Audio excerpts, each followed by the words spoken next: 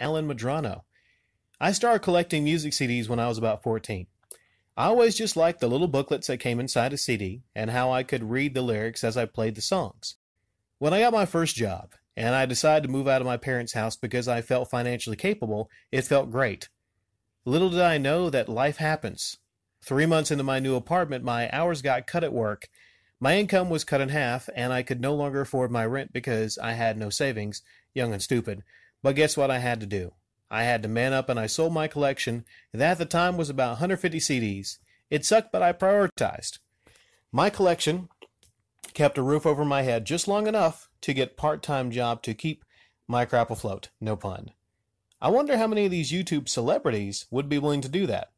I bet you they would just make another video with a clickbait thumbnail of them crying with the title along the lines of, "I need money for rent, please help," to ask their followers for money to keep their crap afloat. Total pun.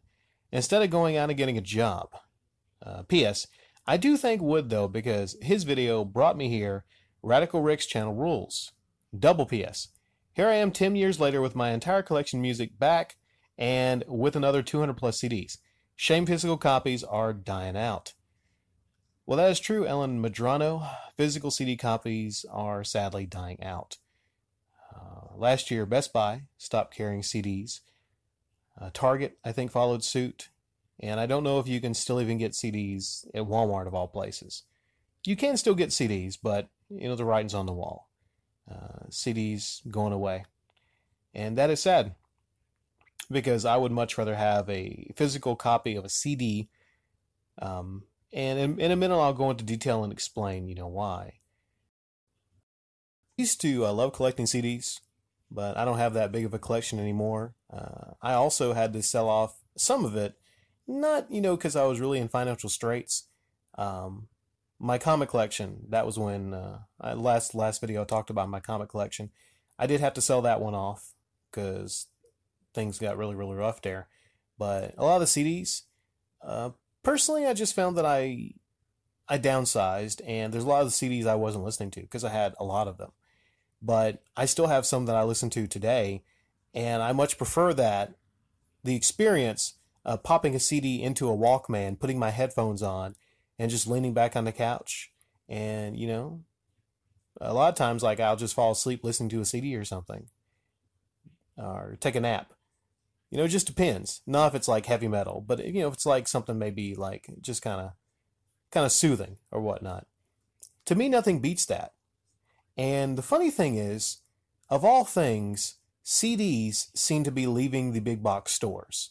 CDs. Not movies, right? People still get Blu-rays and they collect stuff like that. I guess because movies is a, visual medium. But here's the thing. There's some CDs that I have that I listen to more than I'll play a game or watch a movie. I mean, I don't really have that much of a movie collection because I look at it and go like, well, the way I look at movies is, it's hard for me to find the time to even sit down and watch a movie, because I'm kind of restless sometimes.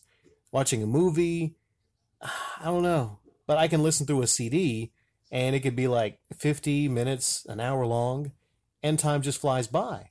But music is a different kind of medium. You can enjoy songs, Alan, over and over and over again. I can listen to Pink Floyd over and over again, and it invokes feelings. But the thing with the movie, not saying that the movies don't invoke feelings, but the movies that I watch over and over again, if I do, usually comedies, because I like to laugh. That's the way I feel about movies. I know some of you will chime in and say you've seen a particular movie 20 or 30 times. But of all the things that would leave the big box stores, I don't see why CDs would, But, I mean, I guess I do see, but not from my personal perspective. Do a lot of you feel like that? Do you listen to your CDs a lot more than a movie that you bought, even though the CD is $10 or less, than a Blu-ray is $30. And you had a great question here. You wondered how many of these YouTube celebrities would be willing to do that. Do what you did. Sell off their CD collection because they got into a bad situation. They needed to pay their rent. Well, I think, sadly, very few. Could you see Metal Jesus or Hancock or Wood or the Game Chasers actually selling off a bit of their game collection because they needed to pay for something? Recently, the Game Chasers funded a movie. They've now got, over $120,000 begged up for that movie. Well, some people don't call it begging. I don't know exactly what you call it. What's the professional term for that? Fan funding? That's the professional term, I guess. Now, they could have easily sold off a lot of their or all their game collection to get the money to fund that movie if they really wanted to. Okay?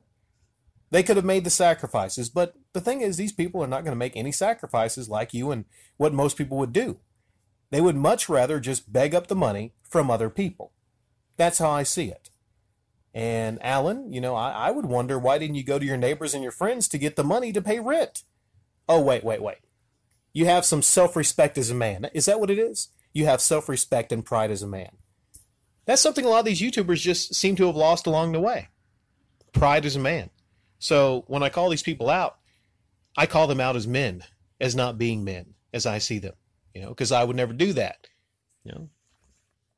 I look at stuff right now and, I would sell stuff off if I got in dire financial straits. I would sell off about everything that I didn't really need to get money, because I'm not going to go to my neighbors. I'm not going to go to my friends. And what's really disgusting about a lot of these YouTubers is they present themselves like they're everyone's friend. Like Boogie2988. I love you all very much. Like I said before, they don't love you. They love your freaking money. So whatever I can do to shine light upon that and expose that, it's a great day. And Alan, I'm really happy that 10 years later, you got your entire collection of music back. So that's proof right there. Whatever you sold off, you can get back. Unless you have something incredibly rare, there's maybe only one or two or three of. If you sell it, you should strive to later on, get it all back. And that satisfaction when you're sitting with your collection that you sold off, that's got to feel good. It's got to feel good. And this is a great feel-good comment for any of you out there that get in dire straits and you think you'll never see your collection again. Well, Alan proves to you that you can. Thank you, Alan, and thanks to everyone else. I'll catch you later.